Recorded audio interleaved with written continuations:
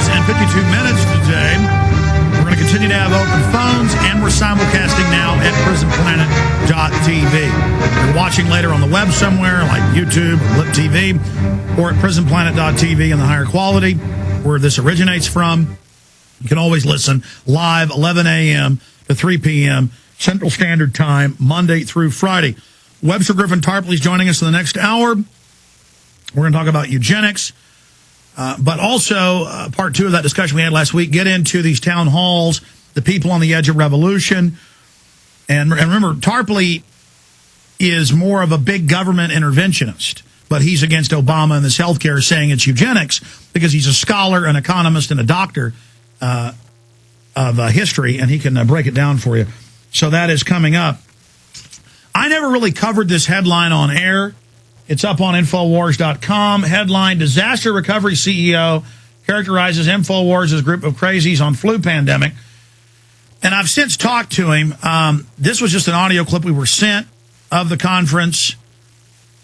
I do understand that there's a lot of people out there who are unstable, and this type of wild stuff that's happening, there are some unstable people out there. So I understand his point on this and how that could have been seen out of context. So we're here to hear his perspective, his side of this. But since I never really talked about it, we'll go ahead and play the original audio here from the audio conference with these doctors and emergency managers there. And then we'll make sure that the audio file of this new interview and a clarification gets posted in the original article, because he got a lot of heat for this, and he wants to clarify, and which is understandable. But let's go ahead and play this short audio clip. Here it is. I want you to know that in the past decade, we've really tripped past the point from where public safety practitioners are safe when they're following best practice guidelines for the remediation or response to disaster recovery. And in fact, because of worldwide connections like the internet or what we're on right now, YouTube is probably more viral than the H1N1 virus. And I just want to point out some interesting studies that we're doing here at Burton Asset Management that will really illustrate exactly what I'm talking to you. If you search H1N1 conspiracy on YouTube, you'll get about 632 video results. One of these is a special report by a man named Dr. Leonard, and he's been viewed 180,000 times. And as of August 1st, he's been telling people that the nefarious outcome of the inoculation will be a massive genocide attack in North America perpetrated by white supremacists, okay? Now, I know that sounds totally crazy, but you need to understand that there's 632 videos out there that say that this flu is a conspiracy, and that another YouTube video by a company called Infowars, or a group of crazies called Infowars, has been viewed 5,814 times since August 1st. I have to tell you that overall, when we just looked at H1N1 conspiracy on YouTube, we found that 2.15 million people in the U.S. have watched these homespun, psychotic tales of genocide and government conspiracy relative to H1N1 virus.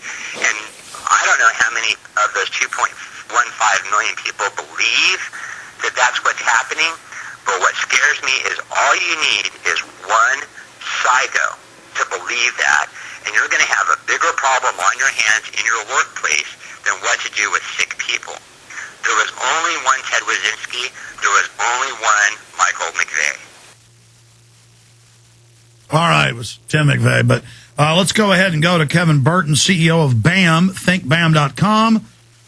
And why don't you? It's a long bio for your company, but describe the company, and then you're saying that's out of context. So break it down for us. Well, first of all, I want to say thank you to all the info warriors that reached out to me directly via email. We run a very open small business, and especially to Terry, who reminded me that at the end of the day, you have to search your soul and talk to God about what's right and what's wrong about what you're saying. And boy, listening to that clip myself just now, Alex, as you played it, I sound like a raging asshole. That's right out the gate. I want to apologize to all your listeners, because the key thing to understand about that conference is that it was attended by some emergency managers and a big swath of Americans who are going to be caught in the middle of this thing unexpectedly. And the point I make at the end of that quote, and we can go back and play it again, but the point isn't that all your listeners are crazy. In fact, God bless your listeners for doing the right thing and really asking the right questions. I believe that InfoWarriors has all of this very, very close, if not dead spot on right.